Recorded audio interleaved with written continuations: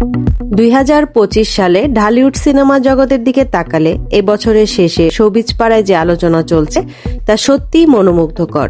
নতুন বছরে মুক্তির জন্য অপেক্ষা করা সিনেমাগুলি 2025 সালে দর্শক হৃদয়ে ঝড় তুলবে। বিশেষ করে এই সিনেমাগুলোর মধ্যে বেশ কিছু সিনেমা আলোচিত হতে চলেছে। 3টি বড় সিনেমার দিকে নজর দেওয়া যাক, যেগুলো এই বছরের ঝড় তুলতে পারে। প্রথম সিনেমাটি হলো বরবাদ, যেখানে দ্বিতীয়বারের মতো সাকিব খান ও ইদিকা পাল একসঙ্গে জুটি বাঁধছেন। চমক হিসাবে এতে অভিনয় করেছেন যিশু সেনগুপ্ত ও নুসরাত জাহান। সিনেমাটি ঈদ উল ফিতরে মুক্তি পাওয়ার কথা। দ্বিতীয়টি হলো নীলচক্র, যা ক্রাইম ঘরানার এক সিনেমা।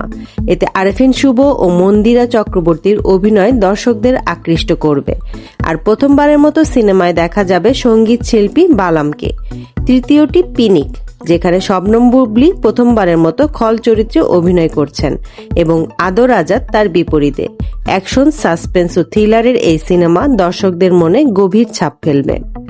এছাড়া দাগি, ঘুমপড়ি ও হাউসউইট এই সিনেমাগুলিও 2025 সালে দর্শকদের মনে জায়গা করে নেবে।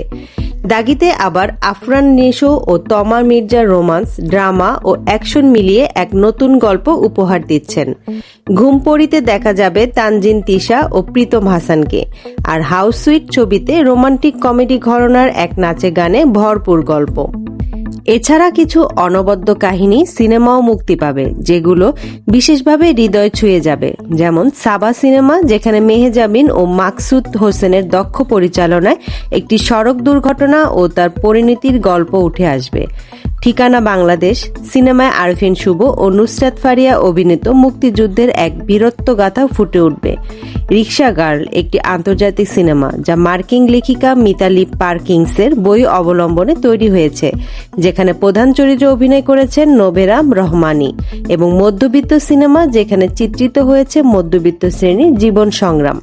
2025 সালে ঢালিউডে মুক্তি পাওয়ার এই সব সিনেমা নিশ্চিতভাবেই দর্শকদের হৃদয়ে স্থান করে নেবে এবং নতুন বছরে শোবিজের চিত্রটি বদলে দিবে।